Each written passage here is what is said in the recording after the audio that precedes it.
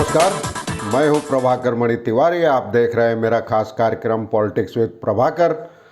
आज भी चर्चा कोलकाता के भवानीपुर सीट पर 30 सितंबर को होने वाले उपचुनाव की। अब इसमें करीब 36 घंटे का ही समय बचा है। कलकत्ता हाई कोर्ट ने भी आज इस चुनाव का रास्ता साफ कर दिया।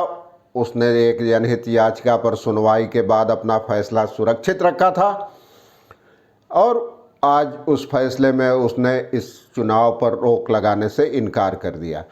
इसका वीडियो आप देख ही चुके होंगे।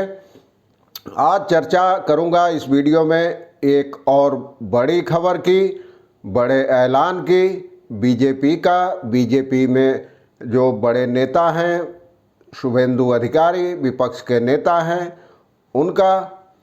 आप जानते हैं बीजेपी ने प्रियंका टिबड़ेवाल को ममता बनर्जी के खिलाफ इस सीट पर मैदान में उतारा है। उनके समर्थन में चुनाव प्रचार के आखिरी दिन सोमवार को बीजेपी के कई दर्जन नेता मैदान में उतरे। अलग अलग 8 वार्ड हैं इलाके में, हर जगह जाकर घर घर जाकर प्रियंका के लिए वोट मांगे। इसी दौरान शुभेंदु अधिकारी ने ऐलान किया कि अगर प्रियंका भवानीपुर में ममता बनर्जी को हरा देती हैं तो वो विपक्ष के नेता की कुर्सी, विपक्ष के नेता का पद उनके लिए खाली कर देंगे और केंद्रीय नेतृत्व से भी प्रियंका को यह कुर्सी देने को कहेंगे, अनुरोध करेंगे। बहुत बड़ा ऐलान है। हालांकि राजनीतिक हलकों में इसे 9 मन तेल और राधा वाली कहावत के साथ भी जोड़कर देखने वालों की कमी नहीं है।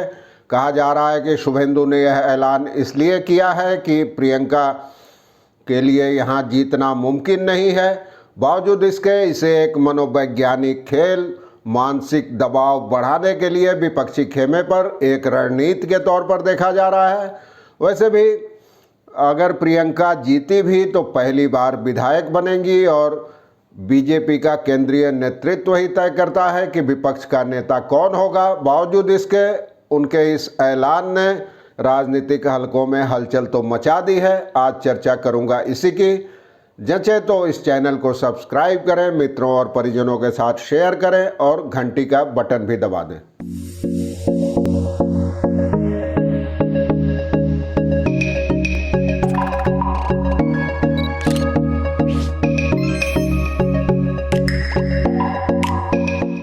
अब जानते हैं शुभेंदु अधिकारी बीते साल दिसंबर तक ममता बनर्जी का दाहिना हाथ समझे जाते थे, नंबर 2 की हैसियत में थे। धीरे धीरे उनकी दूरियां बढ़ने लगी और दिसंबर में वो शामिल हो गए बीजेपी में। शामिल ही नहीं हुए, नंदीग्राम से चुनाव लड़ा। उनके मुकाबले के लिए ममता बनर्जी भी वहां मैदान में उतरी, लेकिन काफ़ी नज़दीकी टक्कर में शुभेंदु ने ममता को 1956 वोटों के अंतर से हरा दिया। हालांकि ममता की पार्टी तृणमूल कांग्रेस 213 सीटें जीतकर भारी बहुमत के साथ सत्ता में लौटी, तीसरी बार हैट्रिक बनाई। बावजूद इसके एक झटका, मनोवैज्ञानिक मानसिक झटका दिया बीजेपी ने ममता की हार के कारण, ममता को हराकर। उसके बाद शुभेंदु अधिकारी को विधानसभा में विपक्ष का नेता चुना गया और इसकी एकमात्र वजह यही थी कि उन्होंने ममता बनर्जी को हराया था। अब उसी शुभेंदु अधिकारी ने प्रियंका टिबड़ेवाल के समर्थन में प्रचार किया है। सोमवार को भी उन्होंने घर घर जाकर प्रचार किया और वोट मांगे। इसी दौरान उनका कहना था कि अगर मैं चाहता हूं कि इस बार अगर प्रियंका ममता बनर्जी को यहां हरा देती हैं तो विधानसभा में विपक्ष की कुर्सी उनके लिए मैं खाली कर दूंगा और बीजेपी के केंद्रीय नेतृत्व से भी मैं यही अनुरोध करूंगा कि अगर वो जीत जाती हैं तो विपक्ष का नेता बना दिया जाए उनको। और तो ये इससे एक हलचल मच गई है। हालांकि ऐसा सोचने वालों की कमी नहीं है कि ये थोड़ा बड़बोलापन है कि ममता को हराना भवानीपुर में थोड़ा मुश्किल है प्रियंका जैसे किसी उम्मीदवार के लिए। और शुभेंदु ने अपने चुनाव प्रचार के दौरान ममता बनर्जी पर भी हमले किए हैं। उनका कहना था कि ममता बनर्जी शुभेंदु को हराने के लिए नंदीग्राम गई थी, लेकिन खुद ही हार कर वहाँ से लौट आई हैं और यहाँ भी वही होना है। और मैं 29 सितंबर को पत्रकार सम्मेलन में सब आरोप का जवाब दूंगा। ध्यान रहे कि तृणमूल कांग्रेस ने आरोप लगाया है पहले दिन से ही कि नंदीग्राम में वोटों की गिनती में धांधली हुई है और इसीलिए शुभेंदु वहां से विजयी घोषित हुए हैं। दरअसल वहां पहले ममता बनर्जी को विजयी घोषित कर दिया गया था, राज्यपाल ने उनको बधाई भी दे दी थी, लेकिन उसके बाद फिर करीब 4 घंटे तक सर्वर ठप रहा। फिर बताया गया कि ममता बनर्जी 1956 वोटों से चुनाव हार गई हैं। तो इसी का जवाब देते हुए इस मामले पर ममता बनर्जी ने कलकत्ता हाई कोर्ट में एक याचिका भी दायर की है।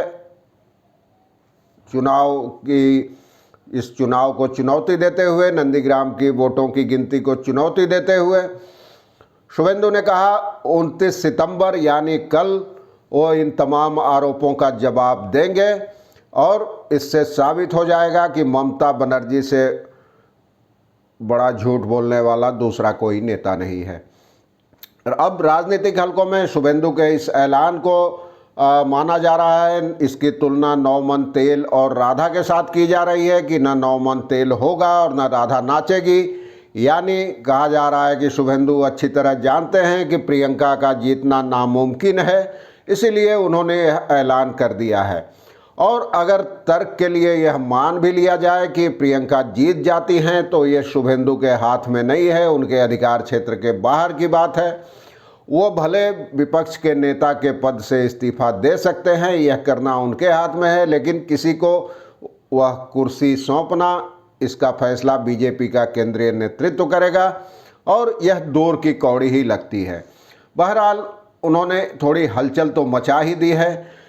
इस बीच सोमवार को दिलीप घोष के काफिले पर जो हमला हुआ, उस सिलसिले में पुलिस ने एक FIR दर्ज किया है और आज 8 लोगों को गिरफ्तार किया गया है। आप जानते हैं जद्दू बाबू बाजार इलाके में बीजेपी के चुनावी जुलूस पर हमला हुआ था, उसमें दिलीप घोष थे। दिलीप घोष के सुरक्षा गार्ड जो अंगरक्षक हैं, उन्होंने पिस्तौल निकालकर लोगों को धमकाया था। उसके बाद किसी तरह दिलीप घोष को वहां से सुरक्षित निकाला गया था। इस झगड़े में, मारपीट में एक बीजेपी कार्यकर्ता का सिर फूट गया था।